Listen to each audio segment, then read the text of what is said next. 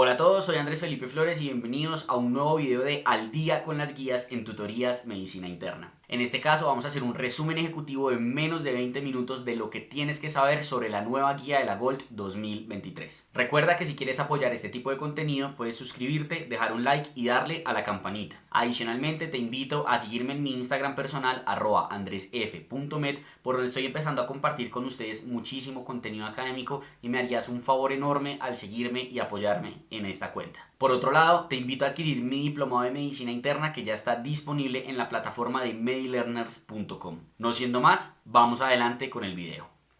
Lo primero que tenemos que hacer es entonces definir el EPOC como una condición pulmonar heterogénea caracterizada por síntomas respiratorios crónicos como disnea, tos y producción de esputo que se deben a alteraciones de la vía aérea y o de los alvéolos que generan una obstrucción al flujo aéreo persistente que suele ser progresiva.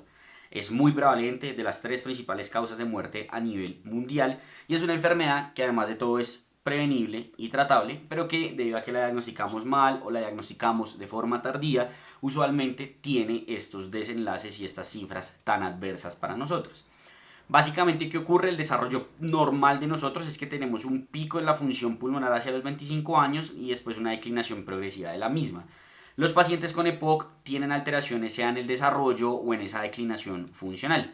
Y basado en eso es que han creado estos términos que son como predecesores del EPOC, o para tratar de hablar un poco de las fases del EPOC, como sería el EPOC temprano, que es el momento en el cual empieza esa declinación del paciente epocoso; el EPOC leve, que es cuando tiene una leve obstrucción; el EPOC juvenil, que es cuando se da antes de los 20 a 25 años, que fue cuando mencionamos que había ese pico de formación; el pre-EPOC, que es cuando el paciente tiene síntomas o alteraciones estructurales que uno esperaría en el EPOC, pero que todavía no tiene el criterio espirométrico del diagnóstico; y el PRISM, que básicamente es cuando tenemos alteraciones espirométricas, pero que no cumplen como tal el diagnóstico de EPOC, ¿cierto? En términos de fisiopatología, el EPOC se resume en dos grandes cosas: inflamación, que genera cambios estructurales. Dentro de la inflamación podemos hablar de inflamación crónica en la vía aérea y el parénquima, donde el macrófago es la célula más importante. Ese macrófago genera quimiotaxis y atrae otras células inflamatorias que producen además factores de crecimiento, generan estrés oxidativo, y hay ocasiones en las cuales puede haber algo de involucración de la respuesta inflamatoria tipo 2, que es la eosinofílica, como la del asma. Eso lleva a unos cambios estructurales que son secundarios a un desbalance entre proteasas y antiproteasas que producen destrucción del parénquima, enfisema.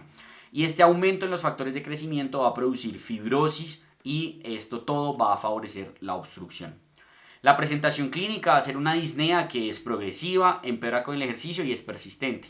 Sibilancias recurrentes, tos crónica con o sin expectoración, infecciones recurrentes y la historia de factores de riesgo, donde el tabaco es el más importante, pero tenemos otros, como por ejemplo las exposiciones ocupacionales o como por ejemplo las exposiciones de lo que sería la biomasa, la combustión de leña, de animales o cosas por el estilo. Si yo tengo entonces la sospecha diagnóstica, lo diagnostico con una espirometría, donde el criterio espirométrico para el diagnóstico va a ser una relación FEB1 sobre FSE menor a 0,7, que eso es lo que me habla de un parámetro obstructivo. Pero para ya hablar de un fenotipo obstructivo persistente, necesito que después del broncodilatador esa obstrucción permanezca. Y esta combinación de la obstrucción que permanece post-broncodilatador es lo que me establece el diagnóstico del EPOC. Una vez yo diagnostico el EPOC, tengo que clasificarlo de manera multimodal. Lo voy a clasificar conforme a qué tan mal están sus síntomas con el MMRC para la disnea y con el CAT para el resto de los síntomas, y conforme a qué tanto riesgo tiene de exacerbarse, entendiendo un bajo riesgo como una única exacerbación moderada, es decir, que no requirió hospitalización, o a un alto riesgo como cualquier paciente que haya tenido cualquier hospitalización por EPOC o 2 o más exacerbaciones moderadas. Y basado en eso yo voy a clasificar a mi paciente en 3 grupos, donde aquí tenemos el principal cambio de esta guía. El grupo A, que va a ser el paciente sin síntomas y bajo riesgo de exacerbación; el paciente B, que va a ser sintomático pero con bajo riesgo de exacerbación; y el paciente E, que independientemente de sus síntomas es exacerbador. ¿Listo? Y además, conforme a la espirometría, yo voy a establecer qué tan obstruido está este paciente, con una obstrucción, pues digamos, como ausente o mínima en GOL 1, un GOL 2, que va a ser un FEB1 entre 50 y 80%, un GOL 3 del 30 al 50% y un GOL 4 menor al 30%, recordando que este FEB1 es un FEB1 post-broncodilatador. ¿Listo? Importante tener eso en cuenta. Y además de todo eso, yo voy a hacer una valoración completa de mi paciente para ver si tiene rasgos tratables, es decir, comorbilidades o alguna otra afección que yo le pueda tratar de manera concomitante para mejorarle también el EPOC. Una vez yo hago el diagnóstico, entonces lo que voy a hacer es esa valoración inicial y voy a hacer un manejo inicial que va a tener un componente no farmacológico, un componente de prevención y también un componente farmacológico. Una vez yo hago ese manejo, hago la revisión del mismo y conforme a lo que encuentre, lo ajusto. ¿Cuál va a ser el manejo no farmacológico del EPOC? Cesación de tabaquismo, actividad física, vacunación y rehabilitación pulmonar. A todos les voy a indicar las primeras tres, pero la rehabilitación pulmonar es algo que voy a indicar en los pacientes que hagan parte del grupo B y E. Y la rehabilitación pulmonar es de gran importancia y es quizás lo que más habla la guía en estos escenarios. En cuanto al manejo farmacológico, el pilar del manejo van a ser los broncodilatadores inhalados. Cuando el paciente es del grupo A, le voy a poner un broncodilatador. Lo importante es que debe ser de larga acción. Es decir, puede ser un LABA, como el salmeterol, o puede ser un LAMA, como por ejemplo el umeclinio. Si es del grupo B, de entrada le voy a poner terapia combinada, que es el otro cambio que tenemos en esta guía. Antes la terapia combinada empezaba acá arriba, pero ahora ya sabemos que es desde aquí, ¿cierto? Todo paciente sintomático, terapia combinada, LABA más LAMA. Y si el paciente es exacerbador, de entrada también terapia combinada, LABA más LAMA. Y si tiene eosinofilia, de entrada le pongo triple terapia. Y este es un otro cambio importante que tenemos porque resulta que la triple terapia muestra beneficios en mortalidad en estos pacientes exacerbadores frecuentes. Una vez yo inicio mi manejo, lo reviso, lo valoro y lo ajusto, ¿cierto? Adicionalmente a mi paciente tengo que determinar si tiene una indicación de oxigenoterapia, porque la oxigenoterapia es otra intervención que me reduce mortalidad en los pacientes. ¿A quiénes les voy a indicar oxigenoterapia? Les voy a indicar a los pacientes que tengan una PaO2 menor a 55 o saturación menor a 88 en el reposo de forma sostenida o que tenga una PaO2 entre 55 y 60 con signos de cronicidad, dados por falla cardíaca derecha que me hablen de cor pulmonale o eritrocitosis que me hable de una hipoxemia crónica que generó esa policitemia secundaria. Le voy a prescribir el oxígeno suplementario en donde el paciente tiene que utilizar más de 16 horas el oxígeno para tener este beneficio en mortalidad y a los 60-90 días lo voy a volver a valorar para ver si todavía necesita o no el oxígeno. Voy a indicarle rehabilitación pulmonar a todo mi paciente que sea sintomático y que tenga riesgo de exacerbación porque esto me va a mejorar la disnea, el estado de salud, la tolerancia al ejercicio y además en los pacientes que tienen una exacerbación, si yo le inicio rehabilitación pulmonar antes de 4 semanas, es que hago esa mejoría en mortalidad. Voy a hacerle a todos los pacientes educación y les voy a enseñar a automanejar su enfermedad y los voy a hacer parte de un programa integrado de manejo. Y en el seguimiento lo que voy a determinar es si está controlado o no mi paciente. Si mi paciente no está controlado, ¿cierto? Lo que tengo que valorar es por qué no está controlado. ¿Por disnea o por exacerbaciones? Si es por disnea, mejore la parte de la educación y el manejo e inicie rehabilitación pulmonar. Y si es por exacerbaciones, también mejore la parte de la educación de rehabilitación pulmonar, pero también haga mucha importancia en evitar esos factores agravantes, tabaquismo, polución, etc. En términos del manejo farmacológico en el seguimiento, si mi paciente no respondió, lo primero que voy a hacer es valorar si el paciente realmente es adherente, si se pone bien o no los inhaladores. Recordemos que 2/3 de los pacientes se ponen mal los inhaladores, entonces eso es muy importante. Considerar si tiene algún rasgo tratable a tratar y todo eso. Y si definitivamente no es por ahí porque el paciente no está controlado, vuelvo a valorar lo mismo. No está controlado por términos de disnea o no está controlado por términos de exacerbaciones. Si es por términos de disnea, si estaba con monoterapia, páselo a terapia dual. Si estaba en terapia dual, considere cambiar el inhalador, considere cambiar la molécula, haga rehabilitación pulmonar, haga otros tratamientos o mire si más bien la disnea es por otra cosa. Si es por términos de exacerbaciones, si el paciente estaba con monoterapia, póngale de una vez terapia combinada. ¿Con qué? Depende de los eosinófilos. Si los eosinófilos están mayores a 300, triple terapia. Si están menores a 200, doble terapia. Si se vuelve a exacerbar con la doble terapia y están entre 100 y 300, triple terapia. Y si después de eso sigue todo mal, considere roflumilaz, que es un inhibidor de fosfodiesterasa, sobre todo en los pacientes con fenotipo de bronquitis crónica. O considere macróleo, acitromicina o eritromicina, siempre y cuando el paciente ya haya dejado de fumar, porque cuando siguen fumando casi que no sirve para nada ponerle el macróleo. Si después de todo eso, de la oxigenoterapia, de la terapia broncodilatadora, el corticoide inhalado, el paciente sigue mal, nos toca entrar a pensar si el paciente es o no candidato a terapia invasiva. Y la terapia invasiva va a depender de qué tenga mi paciente. Bronquitis crónica, muchas bullas y enfisema, y qué es lo que está pasando. Para la bronquitis crónica tenemos manejos como por ejemplo el criospray de nitrógeno o la reoplastia, recordando que estos son más que todo experimentales, aunque cada vez más tienen evidencia. Si es por exacerbaciones está la denervación pulmonar, y si es por disnea es donde tenemos como el grueso de la terapia invasiva en los pacientes, que sería la huyectomía, el stent de la vía aérea, las válvulas endobronquiales, los coils, la ablación con vapor, los sellantes, la cirugía de reducción de volumen y en última medida el trasplante pulmonar. Las indicaciones o cuándo voy a remitir a un paciente para trasplante pulmonar es cuando tenga enfermedad progresiva sin posibilidad de manejo intervencionista como el que estábamos hablando ahorita, un BODE de 5 a 6, hipercapnia y o hipoxemia con FEI menor al 25%. Y voy a indicar como tal el trasplante cuando el BODE sea de 7 o más, un FEP1 menor al 20%, 3 o más exacerbaciones severas en el último año, cualquiera con insuficiencia respiratoria aguda o hipertensión pulmonar moderada a severa. El trasplante es cada vez más frecuente, hasta 1000 al año, y no hay superioridad de trasplantar 1 versus 2 pulmones, pero en general, si uno trasplanta solo uno, tiene que considerar que hay un riesgo de hiperinsuflación y de cáncer en el pulmón nativo que permanece en el paciente. Los cuidados paliativos son un papel fundamental en el manejo del paciente con EPOC, y no solo al final de la enfermedad, no solo cuando el paciente se esté muriendo, porque mejoran notablemente la calidad de vida. Entonces yo tengo un paciente que ya le hice las intervenciones y nada que mejora y sigue con síntomas, pero todavía no está que se muere, no está al final de vida, pues mándelo a paliativos, porque ellos saben qué más hacer con la disnea, ejercicios de respiración, opiáceos, estimulación neuromuscular, etc. Y además van a favorecerle el soporte nutricional, psiquiátrico, manejo de fatiga y de otros síntomas a los pacientes. Y es muy importante que, así como dijimos que no solo es cuidado al final de la vida, pues evidentemente también es cuidado al final de la vida.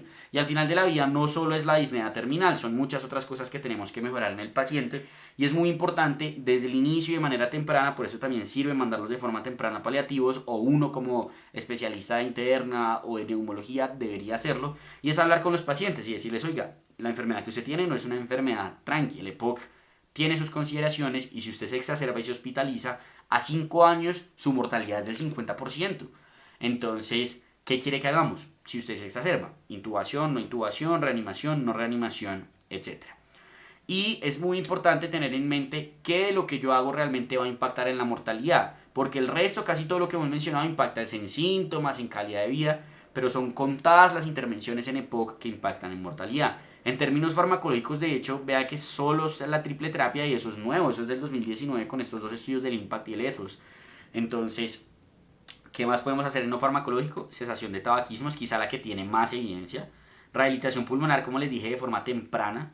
La oxigenoterapia.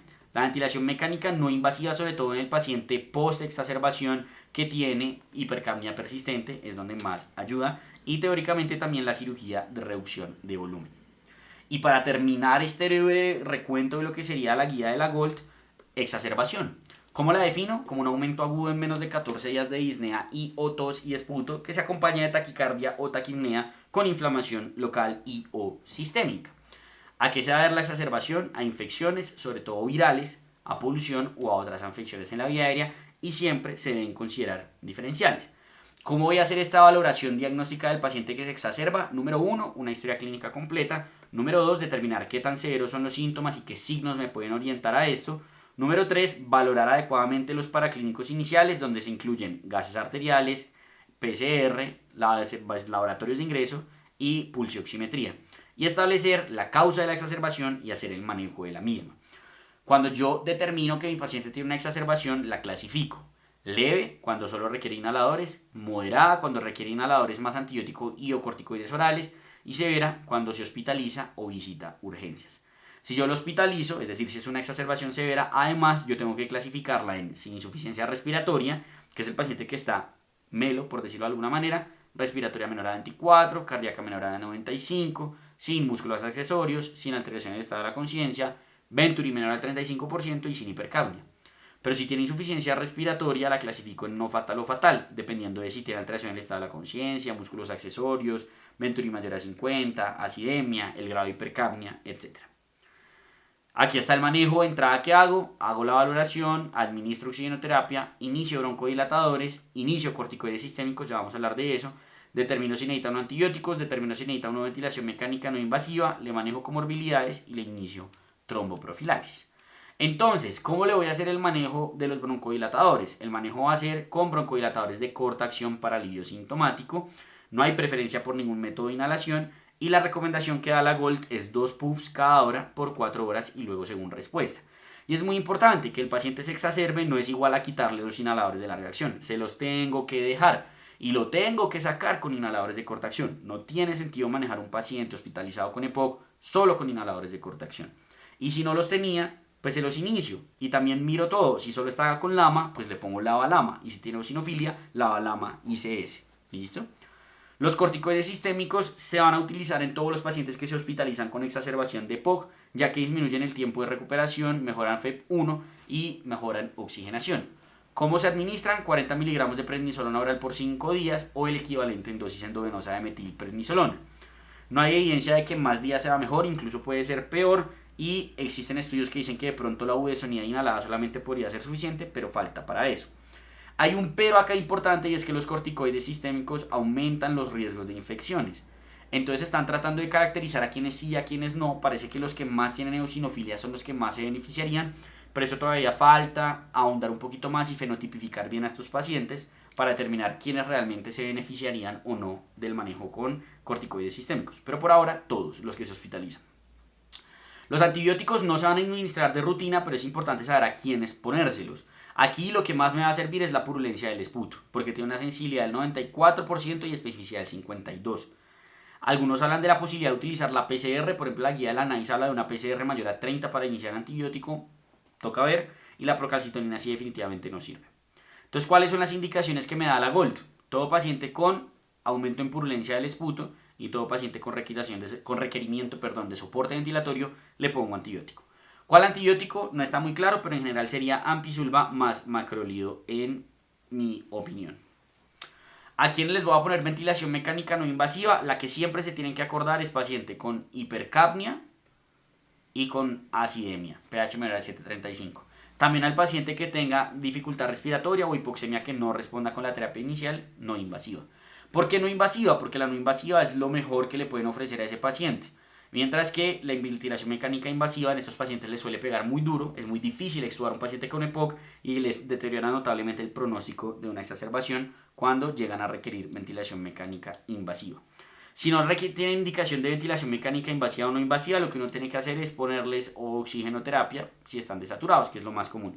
Se pone con Venturi y se busca una saturación meta de 88 a 92%. No se busca más de 92%. Porque recuerden que estos pacientes dependen de la hipoxemia para respirar y si se las quito los puedo inducir a una falla ventilatoria. Les voy a dar egreso cuando todo esté perfecto, cuando tengan un manejo estructurado ambulatorio y cuando tenga claro que va a empezar una rehabilitación pulmonar.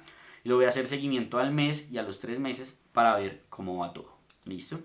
¿Cómo voy a prevenir el resto de exacerbaciones? Con la terapia farmacológica, vacunación, mucolíticos y el resto del manejo no farmacológico. Y finalmente, pues recordar que el EPOC se asocia con muchas otras comorbilidades cardiovasculares, neoplasias pulmonares, osteoporosis, psiquiátricas, SAOS, diabetes mellitus, anemia, policitemia, síndromes geriátricos y hay que hacer un adecuado manejo de los mismos. Con esto terminaríamos entonces este resumen ejecutivo de la GOLD 2023. Espero que les haya gustado. Cualquier duda déjenla en los comentarios y no siendo más, nos vemos en el próximo video.